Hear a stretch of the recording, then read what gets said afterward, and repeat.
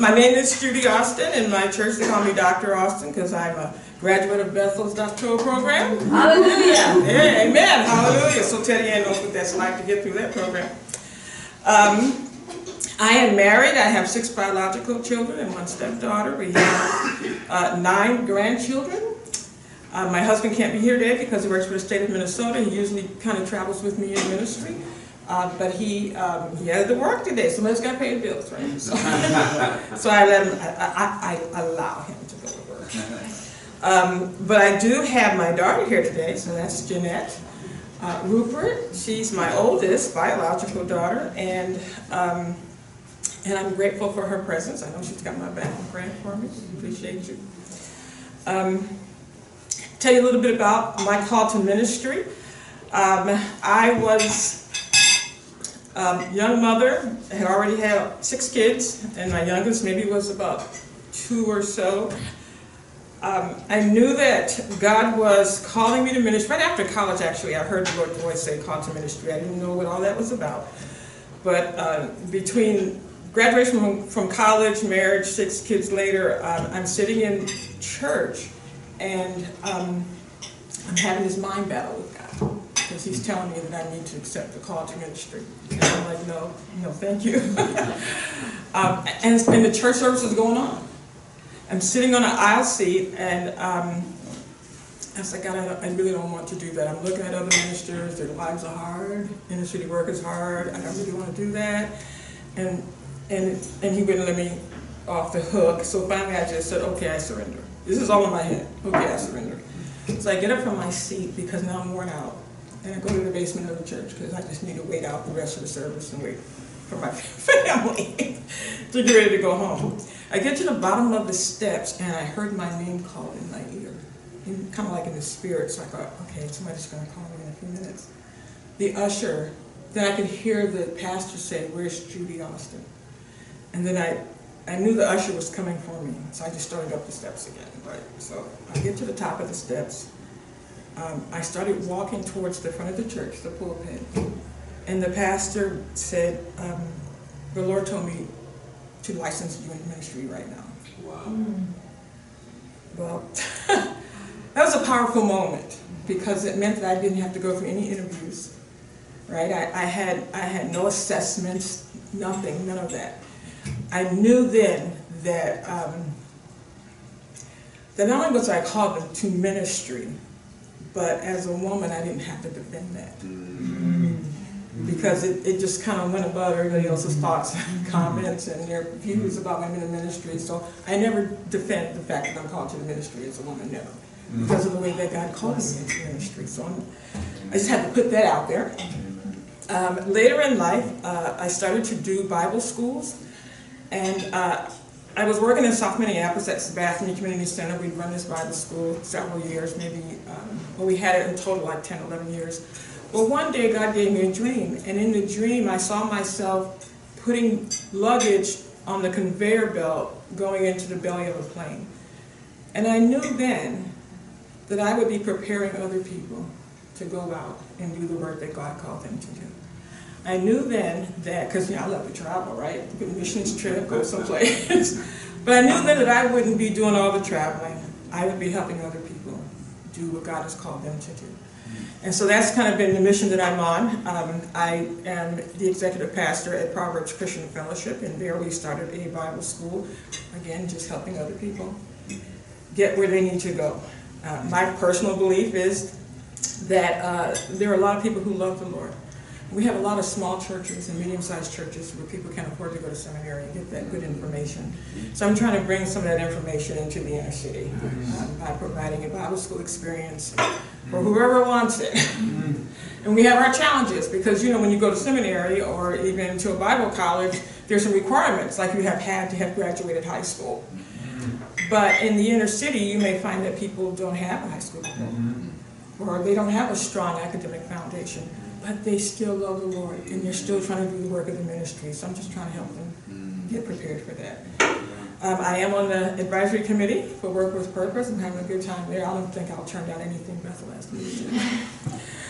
I'm having a good time helping out with the things that Bethel's doing. So that's kind of who I am. Is that any questions about that? Y'all don't care about it. Okay, so I was at the event last week, and I really enjoyed it. So when I was asked to speak at this breakfast, and I thought, okay, God, I don't really know what to say. But after hearing that guy, and I thought, no, I really don't know what to say. He's awesome, okay? He's just totally awesome. So I went back to the website, and I go, what did they say I was supposed to talk about? And there were 4 things, right? They wanted me to share why the local church must boldly share the message of salvation, why we need to be attending to the social dimensions of urban community development. You're supposed to get some practical ideas for blessing the city, and you're supposed to see how flourishing churches lead to flourishing communities. Is that about right? So I just took those 4 topics, and I'm going to talk to you about it. Is that okay? Okay, the local church must boldly share the message of salvation. Why? Because there's no other name under heaven whereby we must be saved. And who else is going to share that message other than local church? We have to be the ones to share that message. So you know the story in Acts chapter 3 of the beggar, right, who's lame from birth, and he gets placed at the gate beautiful. You know that story, right? So he's been that way since birth. It's been about 40 years. And imagine him and his life in poverty because he can't work. He's begging. Imagine what that's like for him. I don't know about you guys, but you know, we see people regularly with their signs on the corners begging for money, right?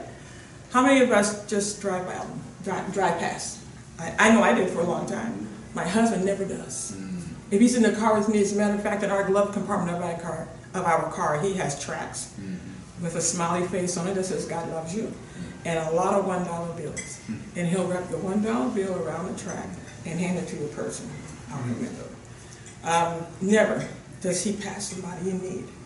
I think it passed on to my son, because my youngest son, he works for the Timberwolves and Lynx, and he shares a story of how many homeless people sit outside the Target Center after a game hoping to get something from people. And he befriended one of those homeless people sitting outside the Target Center. And it became a ministry for him just to, buy some food and go sit outside and talk to the guy. And in that engagement, he realized that the guy was estranged from his family. And he was estranged from his family because he couldn't afford a cell phone or whatever it is to get in touch with his family. So my son bought him a cell phone, and for the first time, this homeless man was able to talk to his family. He hadn't talked to them for years. They didn't even know where he was.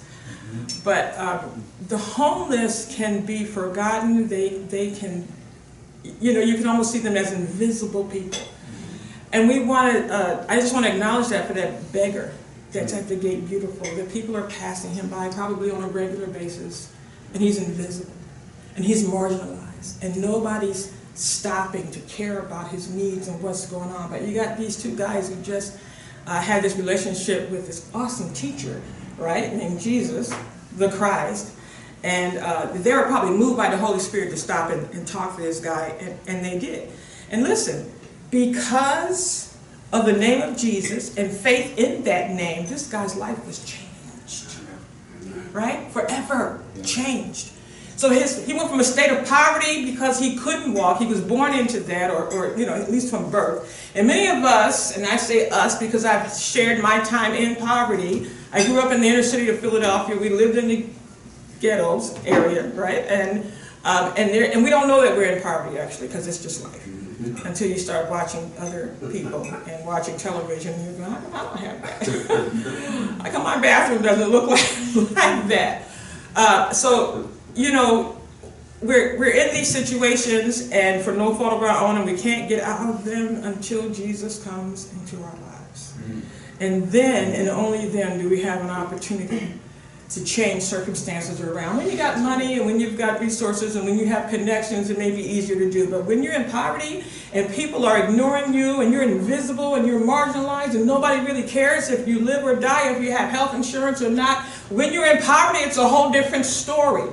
My husband had a stroke many years ago, and I remember being in the hospital, and I overheard the physician, she just told me, the physician's assistant said to me, If your husband didn't have the kind of job that he has, we would not put this much work into rehabilitating him. If your husband swept floors and washed dishes for a living, we would not put this much work into rehabilitating. My husband's an IT professional, works for the state of Minnesota. And I thought, I'm glad, right, that he's getting the care that he's getting, but I thought that's so unfair. Because all lives are valuable. You don't know who God is calling to be the next, Martin Luther King or whatever. And so all lives are valuable. And because somebody doesn't have money, they don't get the care that somebody who has money gets. I mean, it just troubled me for a long time. So I'm telling you, being in poverty is no joke. People just walk by you and they ignore you. And they may even put the blame on you for being in the poverty in the first place, right? Maybe you're lazy, or, we don't like, your politics or whatever, but telling you being in poverty is no joke. But the Bible tells us that this man who's been set at this place, been lame for 40 years, his life changed in an instant because of the name of Jesus and faith in that name. And that's why the church has to share the message of salvation, because we have to tell people, no matter what your situation, no matter what's going on in your life, there's still hope in Jesus Christ. Still hope. Still hope. So I'm going to tell you this because I believe the word works. I'm just going to tell you a few different testimonies that have solidified in my heart, maybe not these particular stories, but stories much like them in our family, that have solidified in my heart that the word works. And following Jesus was probably the best decision that me and my husband had ever made. So my husband lost his job on several occasions since we've been married. And he used to work for a lot of, private companies. He didn't always work for the state, and I remember one company he worked for, I want to say it was ViewLogic, they did make computer stuff. I remember getting a call from his boss saying, your husband, we so appreciate him, we're going to give him a raise because, we just love him so much and he's doing just a great job. And I'm like, awesome, so one minute he's like, the company man. And then we went on vacation, and when we came back from vacation, he had lost his job. Because that boss, who really loved him and cared about him and had a relationship with him, was transferred to Europe. And the boss that replaced him didn't like my husband. And he had some other people in mind that he wanted to bring in as his team members. And so my husband, a father of 6, 7 kids, lost his job. I remember when he came home with the box in his hand, I was just like, man, this is no joke. It's not easy. It's not easy. But God provided for us. We never stopped eating. The kids stopped they were going to a private Christian school. The kids didn't really stop. They all graduated from those schools because of the provisions that God made. I remember saying to my husband, we can't afford this anymore. We have to put him in public school. We just can't afford him. He really believed in Christian education. And so, practically speaking, we can't afford this. And so we held him out of school until we can get him enrolled in public school. I think my oldest daughter went to public school for just a minute, like 2 or 3 a week or so. Came home crying every day, right? But one day I get a call from the Christian school that my children had been attending, and they said, "Are you sitting down?" And I said, "No, but I can be." And they said, "The families at that school have rallied together to pay the tuition for all 5 of your children." At that time, there were 5 of them in this school. That's awesome. That's awesome. Only by the grace of God. And so they were all able to go through Christian school K through 12. And I'm just telling you, that's why we have to preach the gospel, right? Because you have to tell things all people, all things are possible to them that believe. So we had some financial healings. I had miracle on top of miracle of how God just came to our rescue. People were leaving bags of grocery on our doorstep. Somebody left an envelope full of money. I never saw their face. I just thought it must have been an angel because all I could see was from the elbow to the hand and the envelope. And I'm just thinking, man, God is so awesome. We have to tell the world about Jesus because that's the only way we're going to make it, especially those in poverty. My son, he and his wife married for a couple years, and my son had a moral failure, and his life was torn upside down. And I remember about that same time I had the Spiritual Life Bible College in Brooklyn Center was helping us get our Bible school started on the north side.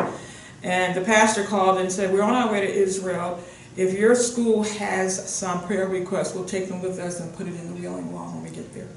So I go, yeah, you know, so I'm filling out my prayer requests, right? I'm filling out for my family. I tell all the students and the staff, get your prayer requests, they're taking it to the wailing wall. Not long after that, God exposed the moral failure that my son was having. And I just thought, well, you couldn't get away with that too much longer because I put your name in the wailing wall. God had to do something. And his wife kicked him out. And I remember going someplace with one of my daughters. When I came back, all of his stuff was on my front lawn. He lived in, you know, St. Paul, I'm in Minneapolis. And his father-in-law had a truck and just brought all of his wife just threw him out. And it was so painful to see my son curled up in a fetal position, crying, because he had made this mistake. And his wife would never take him back again. And his father-in-law just confirmed that she's never going to take you back again. And I told him, let's just see what God will do. Let's just see what God will do. We had many a night of just talking all night. You know, as a parent, I'm getting older, I'm like, I can't stay with you guys all night. But whenever he just felt the need to talk, my door was always open for him to talk about, Mom, how's this going to work? And Mom, she's so angry with me. And Mom, she's got it plastered all over Facebook. Mom, I can't go back to the church. And Mom, I'm so embarrassed about what I did. And we would just talk and talk and talk. And we always ended with, let's just see what God will do, man. You know, God's an awesome God. And then it got to the point where I said, you know, you need to go back to church. And he was so embarrassed. And I said, listen, go back to the church that you grew up in. Go back to the church, the people who know you and loved you since you were a little kid, and they won't judge you. And yes, and no, nobody told him that it was okay what he did. But all of his family said, man, you did a bonehead thing. How could you do that? But he was also our son and our brother, right? And we prayed for him, and we believed that God would turn this thing around. And God turned it around. God turned it around, man. He's back with his wife and his 4 kids, and they've been taking marriage counseling. God turned that thing around, and I'm telling you, there's some stuff that God can do. Relational healing. Relational healing. That's why we have to preach the gospel and tell people about what Jesus can do, because when you're in poverty, you can't always have those accesses to things that are going to make it okay for your family and okay for yourself and your own mental health. And speaking about mental health, and we're all hearing the things about people, especially African American men, who are being shot by the cops, and you know what turns out to be is somebody who was mentally ill, and you know they didn't handle themselves right. Mental illness is a real thing. And especially in communities of colors, because we've been traumatized to the point where we've been pushed into a place of mental illness, some of us. And so I just want to share with you this last story about one of my daughters. And my daughter went to school out in Seattle, and she got a master's degree in accounting, and she went to work for some of the biggest accounting firms in our country. In her first job at one of the accounting firms, she was mistreated so bad because she was an African American and because she was a woman, but she didn't connect the dots of the mistreatment to her color and to her gender, and she struggled. So she thought, I'll just leave this job and I'll go find another one. So she left that one and went to another firm, another large firm. And again, she was mistreated because of the color of her skin and because of her gender. When all of her class, you know, they kind of do it in waves, right? You know, the class of 2018, they come in groups, and then they get mentored, and then they get promoted, and then they bring another class of graduates. So everybody in the class of people that she graduated with got promoted to the next level but her. Can you imagine the embarrassment and the pain of seeing your fellow, cohort people get promoted to become seniors, and you know, I don't know all that in accounting firms, you know, and then she's still back doing bookkeeping work. It was so painful, and it distressed her so much that she almost lost her mind. And when she called me and would tell me how hard it was for her to get up in the morning and go to work and how sick she was, I would have to wake her up in the morning and talk to her all the way to her drive into downtown, and then talk to her all the way for her drive back home to her apartment again because she was so distressed. And I said, honey, you got to go get some help. So she went and saw a psychiatrist. She went to see a therapist. I mean, you know, she was just trying to get all the help she got until it got to the point where she was physically sick. And then I said, honey, you gotta go see your doctor. And she went to the doctor, and the doctor did all the blood tests and came out that, you know, maybe her kidneys weren't working right. And so that just gave her just enough of a medical diagnosis to take a sabbatical from work, or whatever they call it, right? So she's got like 3 months off from work, paid leave, and just to rest, and to rest her. Of course, when she goes back to the doctor to have a follow-up appointment, there's nothing wrong with her kidneys. But I just say, you just thank God that you had that initial diagnosis that you can take to your boss, and you can get these few months off to just rest your mind, and just kind of come back. Well, you know, they pushed her, right? And the therapists are going, we got to get you back to work. You know, you can't stay out of work forever. She said, I'm not ready to go back to work. I'm not ready to go back to work. Well, they pushed her back to work. And she wasn't probably on the job 6 months before she started that downward spiral again. And I said, honey, you have to come home. But the thought of coming home was like, I failed. And that traumatized her. I failed. I couldn't make it on my own. And so whenever I talked to her, she was like, Mom, I can't come home, because it would mean that I failed. And the Bible says I can do all things through Christ, which strengthens me. And I can do this, I can do this. And I said, honey, everything is not meant for everybody to do, right? So you can come home. You know you have a place here. You don't have to pay rent. We'll feed you. You don't have to worry about taking care of yourself. I just want you to rest your mind. And she fought it, and she fought it, and she fought it. And sometime around October, November, my husband was diagnosed with cancer. I'm walking the path at Methodist Hospital. They have a kind of a boardwalk thing that goes around over the water. And she called me, and I'm like, okay, this is really getting serious. She can't work. She's held up in her apartment. She's depressed. She won't leave for days. She's not eating. And one day she called me or texted me and said, Mom, I can't do it. I'm ready to come home. I said, I emptied my savings. All the money I got from working with Work with Purpose, and my stipend from, you know, preaching at my church and all that. I just emptied my savings and brought her home. That meant packing up her apartment and, you know, getting her to a place where she could drive home. One of her sisters went up there and helped her get out of town. But she's been home now, and she's doing wonderful. She just needed the space, and she just needed to be in a caring environment. She's an accountant.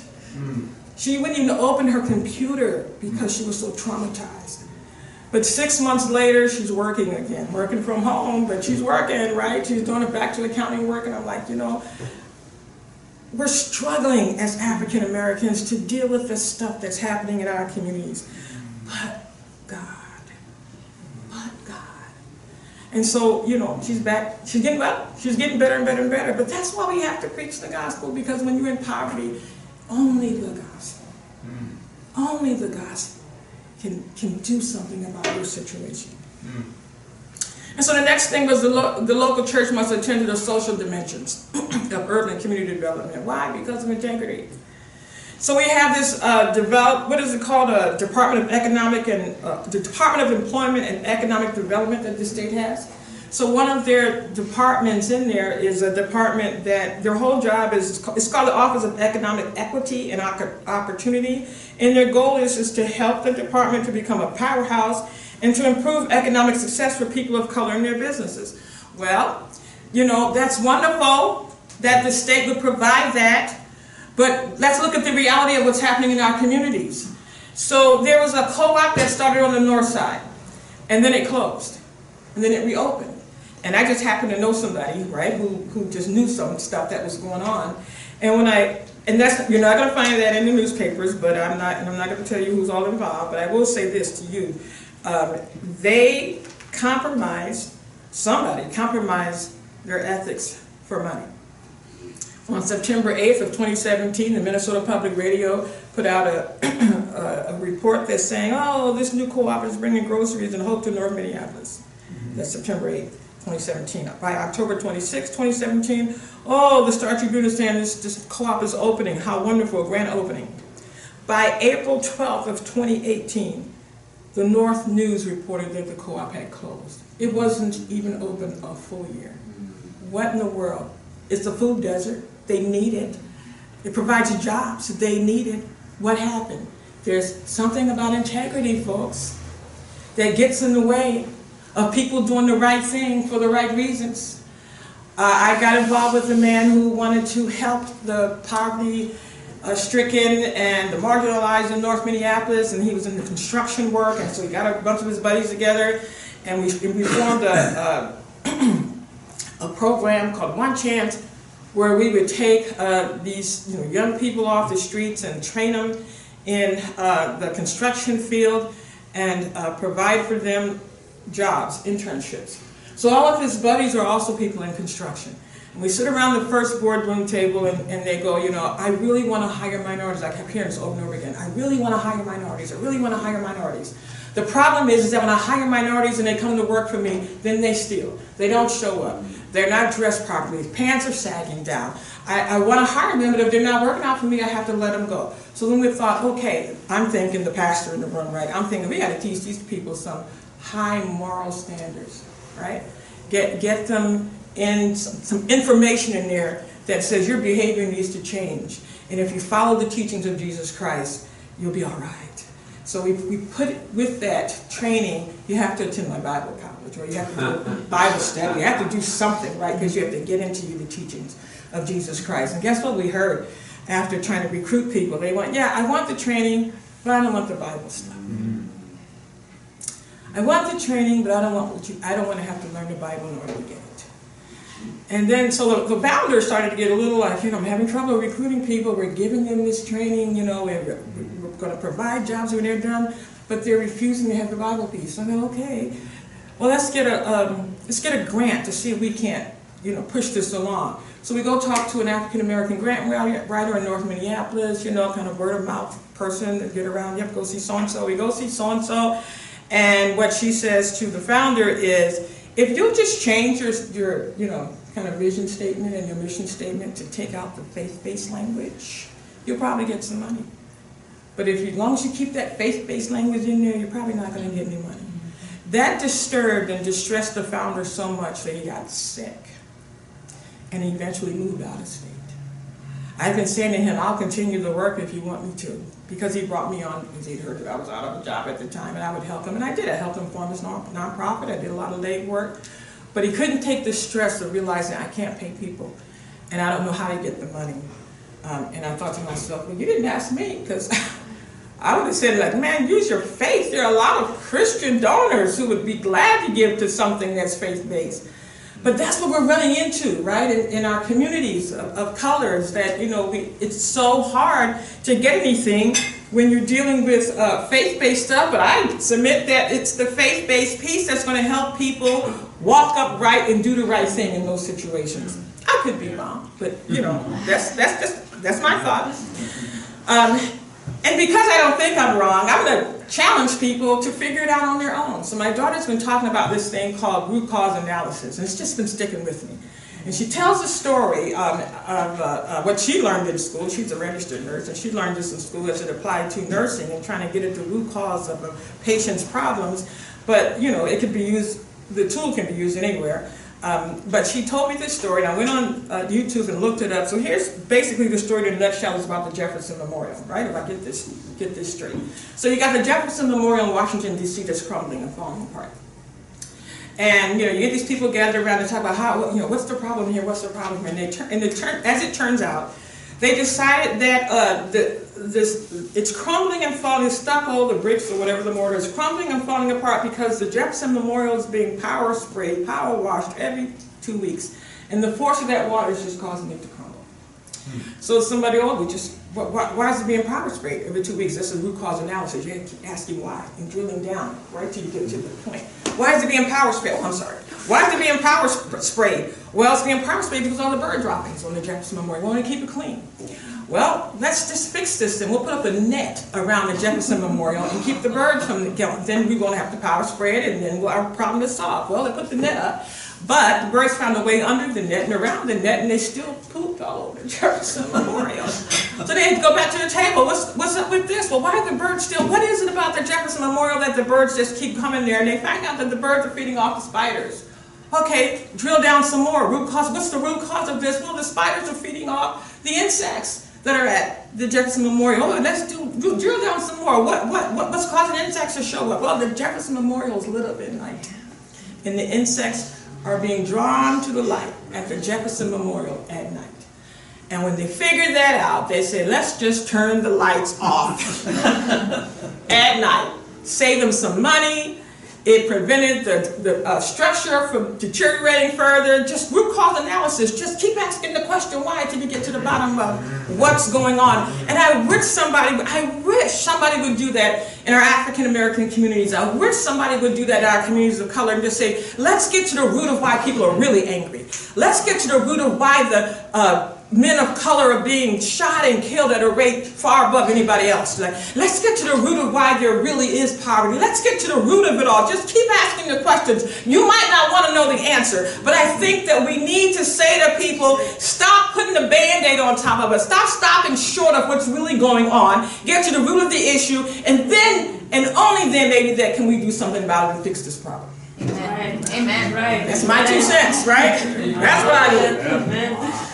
So there are practical ideas for blessing the city. I would just say to you that Proverbs Christian Fellowship, our pastor, is really on this thing about community engagement and empowerment and involvement. And so just, we've always been doing stuff in the community. We've always done the gardens and the, Toys for Tots and all of that. But just recently he's on this push, and he said, he named 4 places that he really wanted the congregation to get involved with. Just 4 places.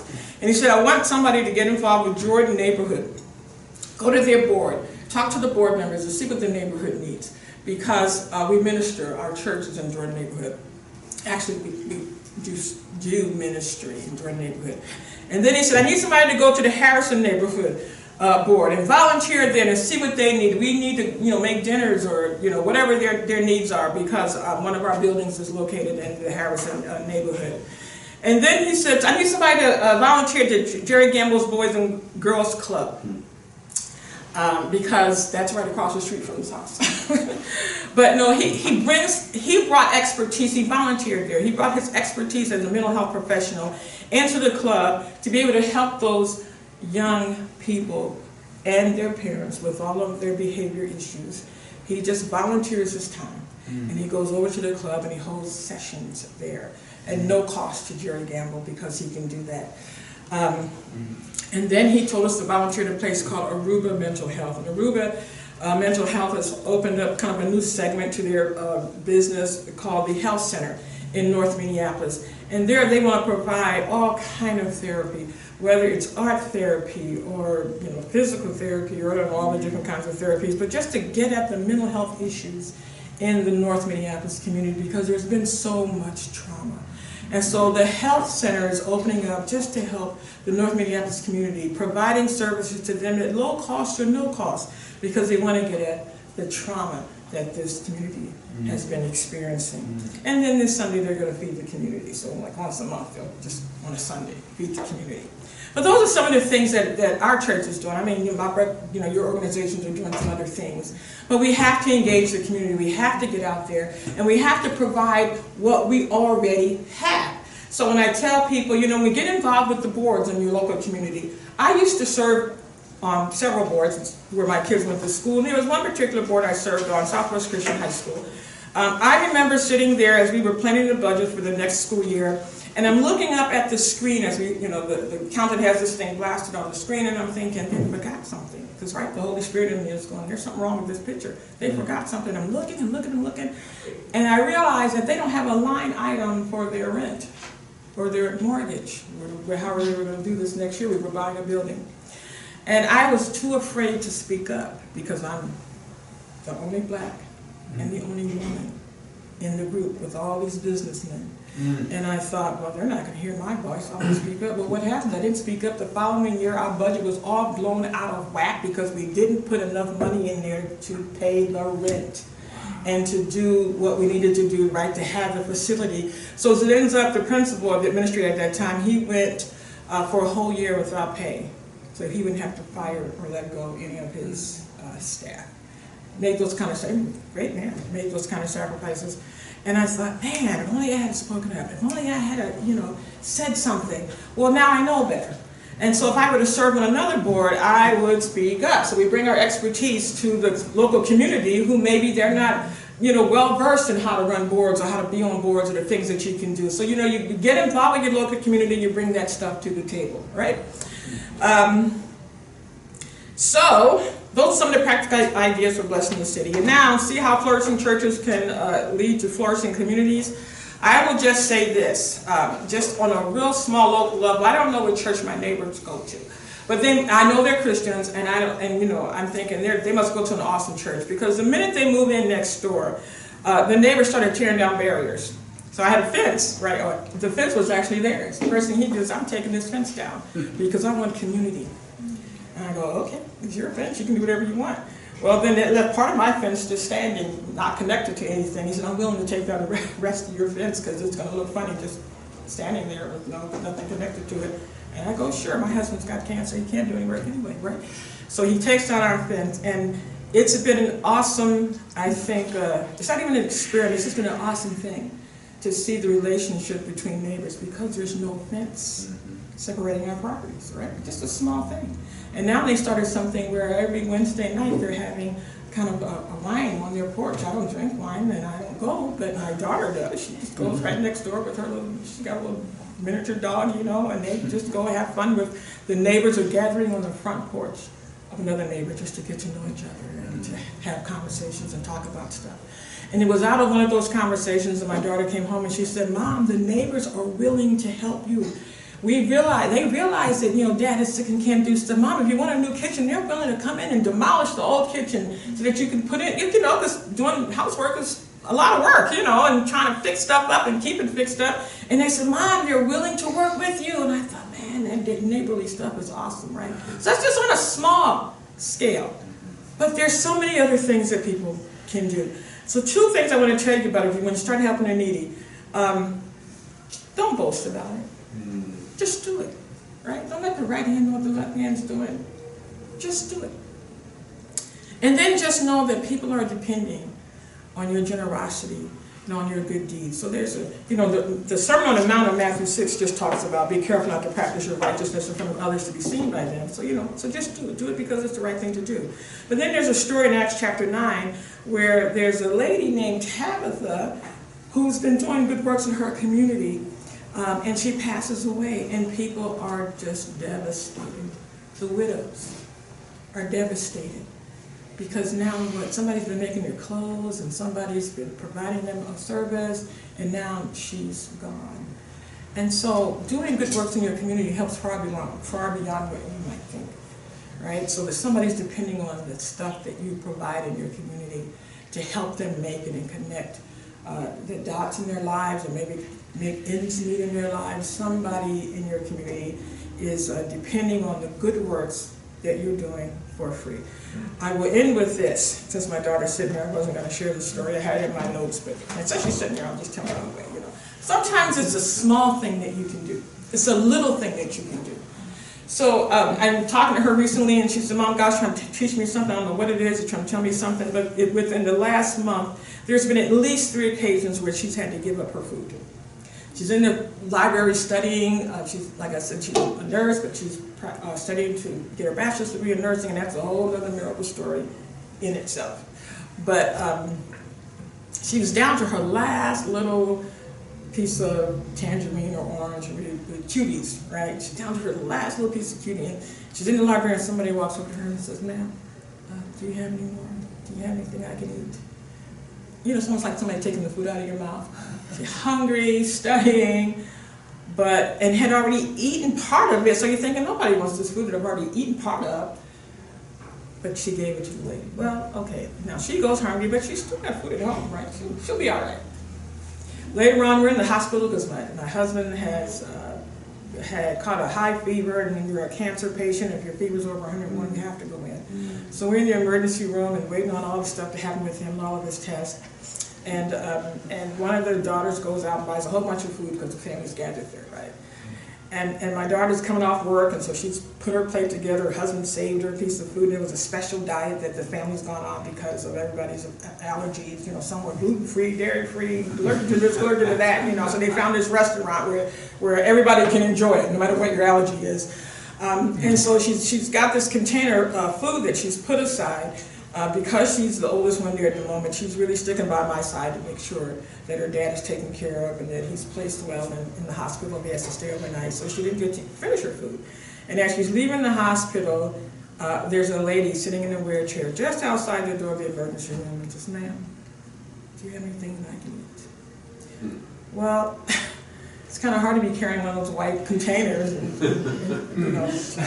so she gave it up. And I know it was a sacrifice because that was a special plate of food with special, just allergy-free food. And she gave it up, and I watched her out of my mirror because we're pulling off, and I'm like, man, I know that one hurts, and you're waiting for it, And then another thing happened just recently where somebody asked her for her food and she gave it up. But by the third time, she's saying, okay, God, what are you trying to teach me? What are you trying to do? All within like a 30-day period, I'm having to give up my food. I'm already eating it, I'm hungry. I'm not just extra food, right? Like I have 2 cuties or 2 plates of food, but it's the one thing that I have, I'm already eating it, and God's asking me to give it up. I don't know what God's asking you guys to give up in order to help somebody who's less fortunate. But I will say this to you, that there's probably nothing that you're giving up that God can't replace or give you more of, or that you don't have someplace else where you have access and resources to. And so when we're dealing with our communities, especially our communities of color where there's a lot of poverty, just understand that there's probably nothing you're giving up, your time, your resources, your energy to help people in need that God can't replace or give you more of. So it's really kind of a win-win situation. Somebody else gets something that they really need, and you get to hear God say, well done, thy good and faithful servant.